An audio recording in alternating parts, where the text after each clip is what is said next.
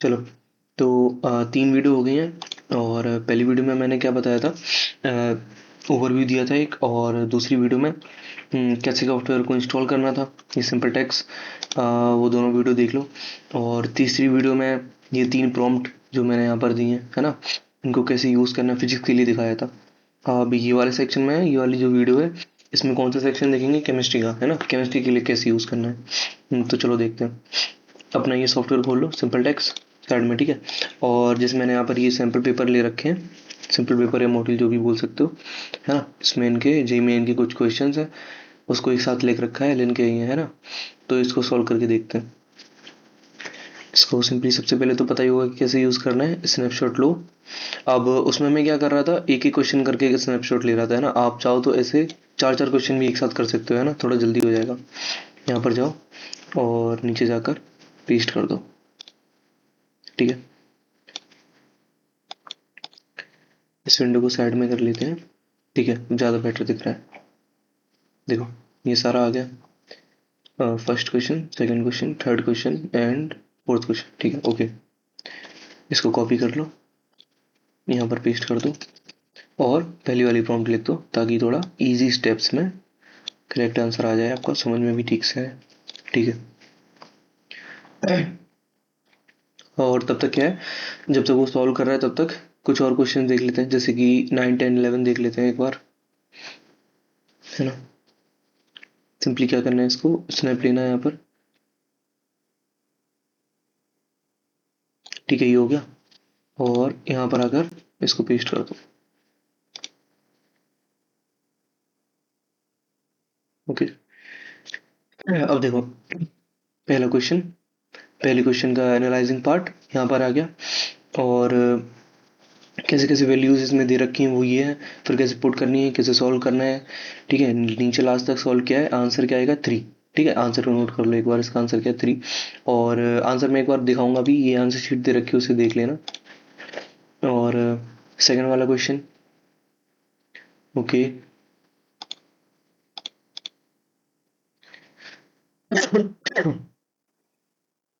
है ना, ये सेकंड वाला क्वेश्चन हो गया, थर्ड वाला क्वेश्चन हो गया। देखो, आंसर्स क्या है, फोर्थ वाला क्वेश्चन हो गया। अब देखो, अ, 4 क्वेश्चन है। हाँ, पहले वाले का थ्योरी पार्ट, उसके बाद कैसे स्टेप बाय स्टेप सॉल्व करेंगे, फिर उसका आंसर 3। देखो, फर्स्ट का आंसर कितना, 3, ओके, ये आपने देख लिया। सेकंड वाला लगा लिया, उसको यहाँ से चेक किया, ऐसे सॉल्व किया इसने, ये स्टेप बाय स्टेप ऐसे फॉर्मूले बनेंगे क्या, और फिर वैल्यूज इसमें पुट करेंगे, आंसर कितना आएगा, 2। देखो आंसर शीट में 2, ओके। फिर थर्ड वाला क्वेश्चन, थर्ड वाले की क्वेश्चन, ये वाली क्वेश्चन यूज होगी। उसमें बस पूछा क्या है कि 1/λ जो कि वेव नंबर होता है, वेव नंबर का क्या रिलेशन आएगा 1/n² से, जो कि n फाइनल है ना। तो ये देखो यहाँ से आ जाएगा। इसका आंसर क्या है, हाँ, थर्ड वाले का फोर्थ आंसर है, ओके। सिंपल है, ये वन लाइन आंसर है। The ozone layer absorbs UV radiation which falls in the wavelength, हाँ ठीक है, 200 नैनोमीटर टू 315 नैनोमीटर, थोड़ा लर्निंग वाला क्वेश्चन है। थर्ड का फोर्थ, ठीक है ना। फोर्थ वाले पे आ जाओ। फोर्थ वाले का आंसर कौन सा है,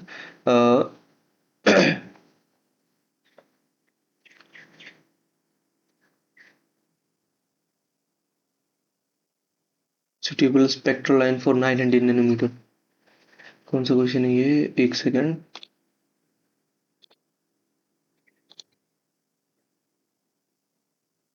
ये रहा फोर्थ वाला। और फोर्थ वाले का आंसर क्या है, फोर्थ वाले का आंसर है 2। इसने क्या आंसर दिया है, इसने आंसर दिया है 1, 5, 2, 3, है ना। आंसर क्या होना चाहिए, 2। 2 क्या है, इन्फिनिटी टू 3। एक बार सॉल्यूशन को देख लेते हैं, है ना। कभी कभी आंसर शीट में भी आंसर ठीक नहीं आता। 1/λ RH equal to 1/n1² minus 1/n2², okay. और इसको साइड में ले लेते हैं चेक करने के लिए, ठीक है ना। अब देखो, आर एच की वैल्यू पता है, 1 × 10⁵। एच की वैल्यू दे रखी है ठीक है। और लैम्डा कितना दे रखा है 9 नैनोमीटर, ठीक है। उसको कितना लिख सकते हैं 9 इंटू 10⁻⁵ सेंटीमीटर, ठीक है। 1/λ equal to R H 1/n1² minus 1/n2², okay. Lambda की वैल्यू डाली और आर एच की वैल्यू डाली, ठीक है, सेंटीमीटर माइनस इनवर्स में, ठीक है। और उसके बाद which spectral line of H atom suitable for this purpose, उसके लिए ये वैल्यू डाल रखी है। और 3 to 5 लिया है इसने यहाँ पर, 9 इंटू 10⁻⁵ 1 इंटू 10⁻⁵, ठीक है। यहाँ पे कैलकुलेट किया, फिर कितना आया 25 - 9, ठीक है। नीचे 2 to 5, ठीक है। 1 इंटू 10⁻⁵ इंटू 16/2 to 5, ठीक है। 1/9 इंटू 10⁻⁵ इक्वल टू 1.6 इंटू 10⁻⁻⁴, हाँ ठीक है।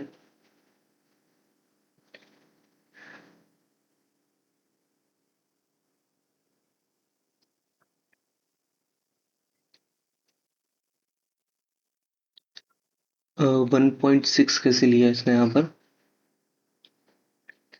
10⁻³ बचेगा।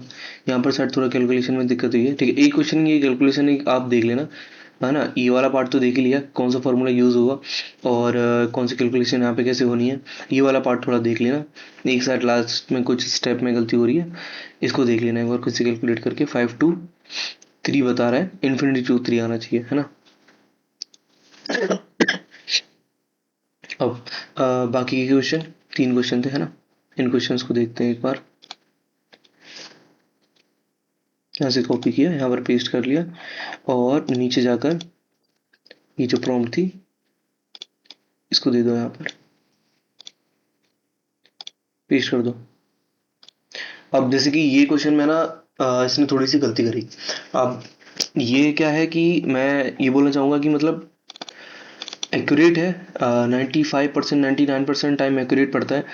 अब साथ में क्या है, ऐसा नहीं कि ब्लाइंडली फॉलो करना है कि जो लिखा दिख रहा है या बस याद करते आ रहे हो, ऐसे नहीं करना। तो एक बार क्वेश्चन को, जैसे ये पहला वाला क्वेश्चन है, पहला वाला क्वेश्चन देखो कैसे वैल्यू पुट कर रहा है, क्योंकि अपना मोटिव क्या है, अपना मोटिव ये है कि क्वेश्चन सॉल्व कैसे होना है, क्वेश्चन में कौन से फॉर्मूले लगने हैं, कौन सी थ्योरी पे बेस्ड है ना, ये देखना है। फिर एक बार सॉल्यूशंस को भी देखना। 99% एकदम ठीक आएंगे। कभी कभी क्या होता है कि अगर उसने ठीक से एनालाइज नहीं कर पाया, जो भी आपने उसको कन्वर्ट करके दिया था यहाँ पे सिंपल टेक्स्ट से, इससे कुछ मिस्टेक होगी, है ना, तो उसमें क्या है आंसर एक दो ऊपर नीचे हो जाता है वैल्यूज की वजह से। लेकिन जो प्रोसीजर है लगेगा उसमें, और जो फॉर्मूले लगेंगे और कौन सी थ्योरी पर बेस्ड है, गिवन वैल्यूज, है ना, वो सारे ठीक है।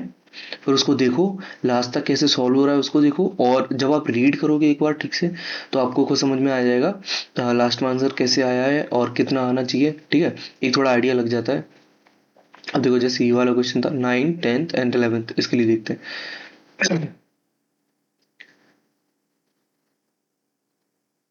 9th 10th, अब जैसे ये 10th वाला क्वेश्चन देखो, 10th वाले क्वेश्चन में है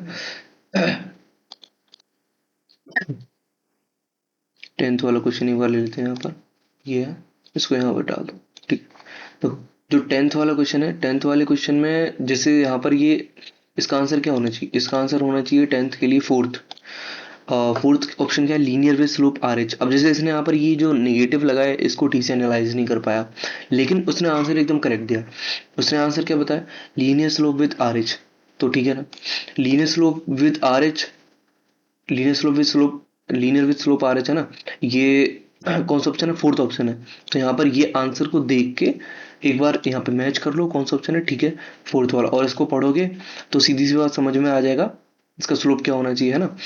ये स्लोप जो 1/n² के साथ होता है ना, ये स्लोप है अपना आर एच, ये तो इंटरसेप्ट में आ जाएगा, तो स्लोप आर एच होना चाहिए, है ना। सीधा सीधा देख लो, linear with slope R H, fourth वाला ऑप्शन, ठीक। अब 11th वाला क्वेश्चन देखते हैं एक बार। 11th वाले का आंसर क्या आना चाहिए, 4/9, है ना। यहाँ पे देखो आंसर कैसे आएगा, momentum of the photo electron is related to the wavelength of light given by p is equal to 2h by lambda minus phi, है ना। Since the problem assumes the kinetic energy is greater than the work function, kinetic energy is, ठीक है, तो 2h by lambda ही बचेगा, है ना। इसको यहाँ से रिलेट ऐसे किया, स्क्वायरिंग द बोथ साइड्स, ऐसे स्क्वायर करा, और फिर लास्ट में रिलेशन कितना है, lambda test equal to 4/9 lambda, है ना, जो कि आंसर है अपना 11th का फोर्थ, है ना। ये 11th का फोर्थ वाला, ठीक है। अब देखो इसमें अपन ने कितने क्वेश्चन कर लिए? 4 क्वेश्चन पहले दिए थे मैंने, और 9th 10th 11th 3 क्वेश्चन बाद में थे। टोटल 7 क्वेश्चन हो गए ना।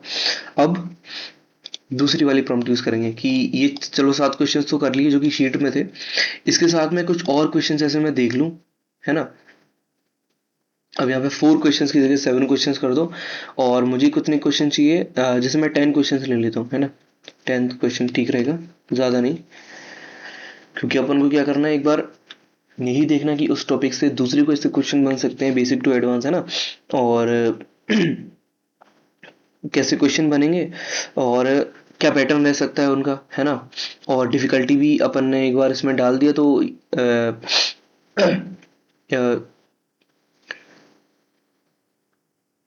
है ना, डिफिकल्टी भी अलग अलग इसमें आ जाएगी सारे क्वेश्चंस में, है ना। तो वो भी एक बार प्रैक्टिस हो जाएगा। तो देखो पहला क्वेश्चन आ गया, सेकंड क्वेश्चन, थर्ड क्वेश्चन, है ना। फर्स्ट क्वेश्चन वर्क फंक्शन से रिलेटेड, दूसरा वाला मोमेंटम ऑफ फोटो इलेक्ट्रॉन, है ना। हाइड्रोजन स्पेक्ट्रम और ऑर्बिटल एंगुलर मोमेंटम इससे रिलेटेड, साइज ऑफ ऑर्बिटल से रिलेटेड क्वेश्चन है ना। ऐसे करके 7 8 9 10 क्वेश्चन आ जाएंगे आपके पास, है ना। अब इन 10 क्वेश्चन को देखो। अब अगर आपने पहले वाले क्वेश्चन ठीक से सॉल्व कर लिए, जैसे 7 क्वेश्चन कर लिए या फिर सॉल्यूशन देख के सॉल्व कर लिया, उससे क्या होगा, वो तो सॉल्व करने के लिए आगे। अब क्या चाहिए होता है कि अपन मन में सोचते हैं कि यार ऐसे कुछ क्वेश्चन और मिल जाते, तो वो मैं बिना देखे खुद से सॉल्व करता। अब शीट में नहीं मिल रहे हैं तो उससे बेटर है कि आप आओ, दूसरी शीट ढूंढने से बेटर है यहाँ पर आओ, क्वेश्चन को पेस्ट कर दो, है ना। और 10 क्वेश्चंस और अपने लिए मांग लो। और जब ये 10 क्वेश्चंस आ जाए, इनको first second third fourth fifth इनको लगाना चालू कर दो। 10 क्वेश्चंस तक लगा लो, और फिर यहाँ पे आंसर्स देख लो उनके क्या है। अब आंसर्स ठीक मैच हो जाए, मान लिया ऐसा हो सकता है 10 क्वेश्चन में से 2 क्वेश्चन है, एक क्वेश्चन आपके मैच नहीं करे, तो उनके लिए क्या करना है, वापस इधर आओ, और जिनके लिए क्वेश्चंस के आंसर मैच नहीं करे, सिर्फ वो क्वेश्चंस का सॉल्यूशंस देख लो, है ना। तो ऐसा करके ये केमिस्ट्री के लिए हो जाएगा। अब देखो कितना टाइम लगा, मुश्किल से 10 मिनट लगेंगी। अब ज़्यादा फास्ट फास्ट करोगे, मैं तो एक्सप्लेन भी कर रहा हूँ इसलिए थोड़ा ज़्यादा टाइम लग रहा है, आप करोगे तो 7 क्वेश्चन के लिए, 10 क्वेश्चन के लिए, 15 क्वेश्चन के लिए 10 मिनट का ही टाइम लगेगा। स्नैप्स करके जल्दी जल्दी डालते जाओ और सॉल्यूशंस देखते जाओ, और फिर एक्स्ट्रा जब तक वो देखो, तब तक ये नीचे ये वाली प्रॉम्प्ट दूसरी वाली डाल के क्या करना है, ये 10 क्वेश्चन मांग लिए, ताकि वो करने के बाद ये 10 क्वेश्चन आप प्रैक्टिस कर सको, है ना। तो ये क्या होएगा, 10 मिनट में ही एक अच्छा टाइम मैनेजमेंट हो जाएगा। 1 घंटे में ऐसे बहुत सारे क्वेश्चंस कर सकते हो, सॉल्यूशंस देख सकते हो क्या हो सकते हैं, उनके पैटर्न्स देख सकते हो क्या हो सकते हैं। अगर इसी टॉपिक का एक हार्ड क्वेश्चन बनता, 5 हार्ड क्वेश्चन बनते, तो वो कैसे बनते, उसमें क्या पूछा जाता, है ना।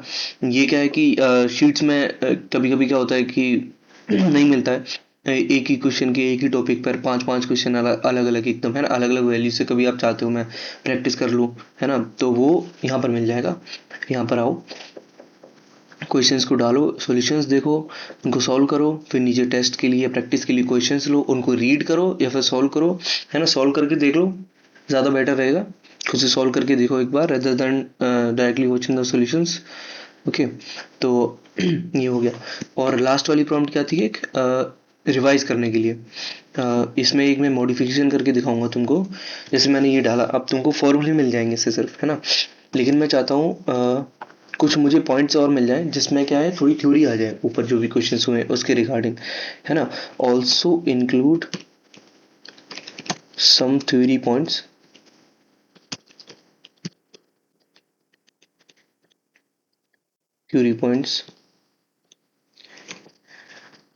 related to above questions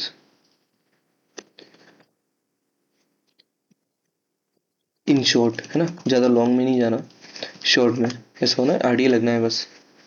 चलो, इसको एंटर कर दिया, तब ये फॉर्मूले और कॉन्सेप्ट्स दोनों बता देगा, है ना। देखो फोटो इलेक्ट्रिक इफेक्ट के लिए ये फॉर्मूला है, इसमें कॉन्स्टेंट्स की क्या वैल्यू, कभी कभी क्या होता है कि पता है कैसे सॉल्व करना है, लेकिन कॉन्स्टेंट्स की वैल्यू भूल गए, है ना। वो तो एक अलग ही ट्रॉमा हो जाता है, तो उसके लिए ये यहाँ पर ऐसे फोकस करो इस चीज़ को, सारे कॉन्स्टेंट्स की वैल्यूज़ को याद करो, एच को, सी को, है ना।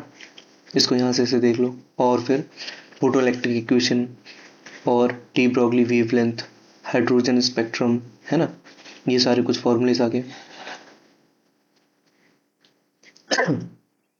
अब देखो theory points, photo electric effect के लिए emission of electrons occur when light of sufficient energy, है ना। ये कुछ कुछ पॉइंट्स हैं जिन पॉइंट्स पर जो फॉर्मूले हैं वो बेस्ड होते हैं। अगर आपको जैसे ये पॉइंट्स याद है, ये थ्योरी पॉइंट्स याद हैं, तो क्या अगर फॉर्मूला भूल भी गए तो भी आप थ्योरी पॉइंट याद करके कि हाँ एमिशन ऑफ इलेक्ट्रॉन्स जब लाइट के पास सफिशिएंट एनर्जी होती है तभी होता है, तो ई फोटोन ग्रेटर देन 5 होना चाहिए, है ना, स्ट्राइक्स द मेटल सरफेस।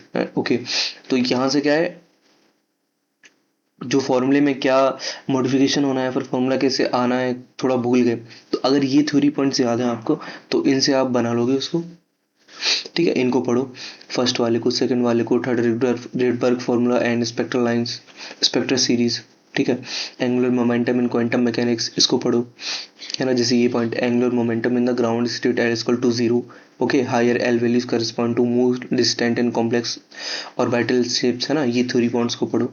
तो इससे क्या होगा कि वो 7 क्वेश्चन सॉल्व किए, उनके साथ 10 क्वेश्चन और सॉल्व किए, उनके सॉल्यूशंस भी देख लिए, लगा के भी देख लिए, है ना, प्रैक्टिस भी हो गई, और नोट्स भी नहीं बनाने पड़े क्योंकि सारे फॉर्मूले तुमको यहाँ मिल गए नीचे, है ना। इनको कहीं भी ये चैट में सेव तो रहते हैं, लेकिन स्क्रीनशॉट लेके या फिर कैसे भी इनको, जैसे आप स्टोर करना चाहते हो कॉपी करके यहाँ से अपने वर्ड डॉक्यूमेंट में, जैसे भी करना चाहते हो उस फॉर्म में स्टोर कर लो, और थ्योरी पॉइंट्स है इनको भी स्टोर कर लो। और जब आप अगला लेक्चर लेने आओ या किसी का जहाँ भी पढ़ रहे हो अगले क्वेश्चन सॉल्व करने आओ, तो उससे पहले ये जो एकदम शॉर्ट चीज़ें हैं, ये फॉर्मूले, है ना, और ये थ्योरी पॉइंट्स, इनको एक बार रीड कर लो, है ना। तो ऐसे ही केमिस्ट्री का हो गया। ठीक है, ऑल द बेस्ट।